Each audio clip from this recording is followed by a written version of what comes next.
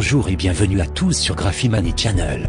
Une théorie surprenante revient en force et fait le buzz sur le net en ce moment.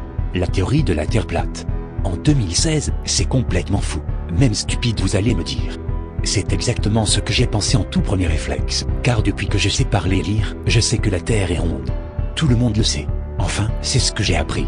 Ce que tous les livres d'école enseignent à tous les enfants, dès le plus jeune âge, dans toutes les écoles du monde, jusque dans les universités de tous les pays civilisés. C'est ce que nous montre aussi la télévision, les médias, la NASA et tous les satellites actuels. Mais la Terre est-elle vraiment telle que l'on nous la montre? Ou est-elle plate, cubique, creuse, pyramidale, sous un dôme, ou bien en forme de tortue, comme d'après certaines légendes anciennes? J'ai donc voulu en avoir le cœur net. En bref, avoir un avis personnel et analyse plus complète sur ce sujet. Je suis resté littéralement scotché en découvrant toutes les informations et les documents que je vais vous dévoiler dans cette vidéo. 1000 questions ont commencé à jaillir depuis. Commençons donc par le début. J'ai commencé par rechercher des photos et vidéos officielles de notre belle planète, la Terre. Avec les centaines de satellites, de télescopes, de sondes dans l'espace, ou la station orbitale ISS, sans compter les nombreuses anciennes missions Apollo. Ce sera mission facile, je me suis dit. Dès le départ, cela devient très bizarre avec une première anomalie. Je pensais trouver des milliers de photos et vidéos de la Terre en vue complète, grâce à notre ami Google. Eh bien non. Il y en a très peu en fait. Étrange. J'essaie en plusieurs langues, même avec différents mots-clés. Idem. Presque pas de photos de la Terre en vue globale. Les quelques rares et mêmes photos partout. Sur Wikipédia, à la NASA, dans les livres, sur le net. Le cliché le plus répandu date même déjà de 1972. Cliché pris par la NASA bien sûr, lors de la mission Apollo 17. Il est vrai aussi que tout dernièrement, en 2015 un autre superbe cliché de la Terre a été pris par le satellite SCOVR, soit 43 ans plus tard quand même. Il était temps de réactualiser cette photo de la Terre. Regardons ce nouveau cliché de plus près. Magnifique, vous allez me dire. C'est vrai. Mais de près, cela devient un peu étrange. Contrastons un peu mieux. Et rotation à 180 degrés. Voilà. Un peu plus près encore. Voyez-vous comme moi? Et oui, vous lisez bien. Cela ne vous rappelle rien comme message subliminal? C'est le point de départ de mon investigation. J'ai trouvé cela vraiment trop bizarre. Et au final, cela allait être bien pire que cela. Donc première question. Pourquoi avec tous les moyens techniques actuels, alors que 7 milliards d'humains attendent une vraie photo en qualité HD depuis 1972, envoyer une sonde à 1 600 000 km de la Terre pour prendre une vraie photo de la Terre, en qualité soi-disant haute définition? Oui, 1 600 000 km de la Terre.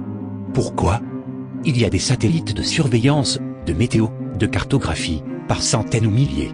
Qu'ils soient géostationnaires à 36 000 km en orbite, ou même depuis l'ISS à 400 km d'altitude.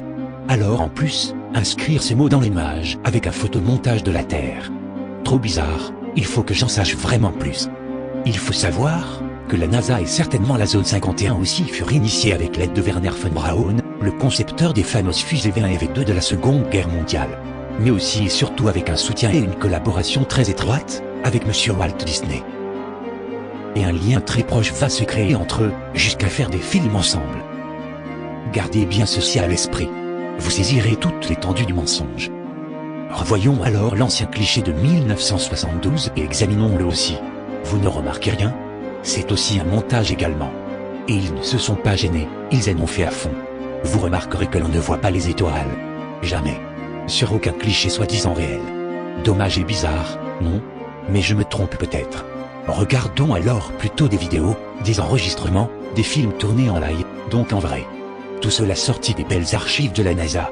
Superbe n'est-ce pas? Mais ne remarquez-vous rien non plus? Ils ne doivent sûrement pas être gênés par les nuages dans l'espace. Et pourtant aucun cliché ne montre les étoiles en fond. De même que pour les océans. Jamais de vagues ou doubles. Et la mer a la même couleur. Partout d'un beau bleu clair marbré, quelle que soit la profondeur du fond marin. Aucun satellite visible ne passe dans le champ de vision de la photo. Aucun débris visible non plus. Parmi les milliers d'objets référencés en orbite, comment aucun objet ne peut être visible sur les photos? Jamais. Bizarre. Vous ne trouvez pas? Autre élément important qui témoigne du mensonge évident des vidéos effectuées par la NASA.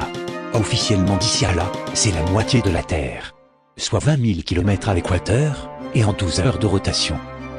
Alors ne remarquez-vous pas que tous les nuages suivent exactement la vitesse de rotation de la Terre, et en restant exactement au-dessus de leur emplacement terrestre pendant 12 heures d'affilée, sans changer de forme, ni de position les uns par rapport aux autres sur l'ensemble de la planète.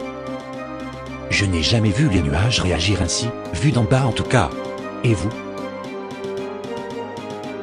Donc jusque-là, sur aucune des photos ou vidéos officielles, on ne voit ni étoiles, ni satellites, ni débris spatiaux. Aucun relief marin de vagues, de houle, ni de profondeur d'océan, ni de nuages avec des mouvements, de dynamique des fluides. Que croire sur la véracité de ces images, qui semblent bien, toutes faites par infographie? Rien n'est donc réel, tout est donc faux. Mais il y a bien les satellites GPS, vous me direz. On s'en sert tous les jours ici sur Terre. Et c'est là que le doute continue. D'après les dernières investigations sur le fonctionnement réel du système GPS, il semblerait qu'il soit de nature terrestre et non satellite. Oui, des relais terrestres. Ce ne serait qu'une émulation ou amélioration d'un ancien système de relais terrestres, appelé programme LORAN. Cela explique-t-il le fait que l'on n'en voit aucun? Mais tous les satellites météo alors? Cela c'est sûr, ils existent bien. Ah bon? Pas si sûr. Ou pas tous en tout cas. J'ai cherché des images météo vues par satellite, en images réelles. Des nuages, des tornades, vues par satellite en réel au journal météo. J'ai pas trouvé. Seulement et uniquement des images ou vidéos retouchées, par infographie. Donc là aussi, tout semble faux. Ou dirais-je peut-être plutôt dissimulé à nos yeux et à notre conscience. Gardez tous ces éléments à l'esprit, nous y reviendrons un peu plus loin. Alors, la Terre est-elle plate? Je ne saurais pas le dire maintenant. Je sais en tout cas ce qu'elle ne peut être sur ces images. Certaines vidéos de la station orbitale ISS tendent à supposer la rondeur de la Terre. Mais tout cela, c'est encore la NASA. Vous savez quoi rechercher avec, maintenant? D'un autre côté, c'est à se demander si ce n'est pas un effet d'optique. Une déformation voulue ou pas, créée par la lentille des caméras. Regardez ceci par exemple. Une vidéo d'une caméra GoPro fixée sur une fusée roquette, qui monte à une centaine de kilomètres de haut environ. Pour savoir, la station ISS est en orbite à 400 km en moyenne. Regardez bien maintenant. Un coup, la Terre est bien ronde. Un coup, la Terre est creuse. Ou concave. Même très concave je trouve. C'est selon la rotation de l'objectif et le passage dans les angles de capteurs de caméra et d'optique. Étonnant. Alors, norme des lentilles mondiales qui déforme et arrondit le point infini dans les angles ou les bords. Regardez maintenant ces vidéos filmées à différentes altitudes par des personnes dites non officielles. Ne remarquez-vous pas que c'est quand même très plat pour une Terre si ronde? Alors que penser de tout cela? Cela veut-il dire qu'on peut nous faire croire à toutes les formes possibles? Mais le plus étrange, c'est que les autorités spatiales nous cachent la simple vue de la Terre, dans son aspect dit normal et naturel, et depuis des dizaines d'années. Cela prouve-t-il que la Terre est plate? Non. Bien sûr que non. Cela témoigne par contre qu'on nous ment au-delà de la raison. Que cache-t-il? Que le budget spatial, avec l'aide des studios Disney, au lieu de recherche et mission spatiale, ont créé le plus grand show télévisé au monde, pour des milliards de dollars, et investi le reste du budget dans l'armement secret. Souhaitons tous que non. C'est fou, non? Je n'ose y croire. Ou alors, se peut-il que la Terre n'est pas si petite, qu'on nous le montre à nos yeux, et des terres dites non officielles seraient cachées à l'humanité? Pourtant, un doute surgit en regardant de près le logo de l'ONU. Il correspond non seulement à la carte supposée de la Terre plate dans sa structure parfaite, mais vous pouvez voir que l'Antarctique, le pôle sud, n'est pas représenté sur le plan. Bizarre non? Les deux palmes ou lauriers semblent le remplacer. Il semble même entourer presque complètement le reste de tous les pays connus. Est-ce un message ou un symbole caché? Vit-on dans un enclos ou un dôme, encerclé par un monde qui nous est interdit? À chacun de nous de pouvoir y répondre. Sachez aussi qu'il est interdit à tout avion, à tout bateau, de franchir le 60e parallèle sud. Pour quelque raison que ce soit. Hors dérogation rare, réservée exclusivement aux scientifiques, officiellement. Cela explique peut-être alors, en regardant la carte de la Terre plate, les trajets de 99% des avions du monde. Sachant qu'on ne peut franchir ce 60e parallèle, sachant que le système GPS est probablement sur Terre uniquement. En tout cas pour le grand public. Sachant les trajectoires effectuées par les avions de ligne dans le monde. Comment peut-on demander de tels trajets aux avions, si la Terre est ronde, alors que le chemin semble logique, si elle est globalement plate? Cela explique peut-être alors, en regardant la carte de la Terre plate, les trajets de 99% des avions du monde. Sachant qu'on ne peut franchir ce 60e parallèle, sachant que le système GPS est probablement sur Terre uniquement. En tout cas pour le grand public. Sachant les trajectoires effectuées par les avions de ligne dans le monde. Comment peut-on demander de tels trajets aux avions, si la Terre est ronde, alors que le chemin semble logique, si elle est globalement plate? On comprend pourquoi les avions ne peuvent franchir la partie sud des océans en direct. Il y a de quoi se poser 1000 questions encore. C'en est presque à regretter la théorie de la Terre tortue. Elle est à la fois presque plate et concave, et creuse aussi, et un peu ronde. Comment est donc la Terre au final? Je ne sais plus vraiment. J'avoue. Il est temps pour notre conscience, celle de l'humanité, pour le respect de la Terre et de la vie, de ne plus laisser de tels mensonges nous polluer l'esprit et la mémoire.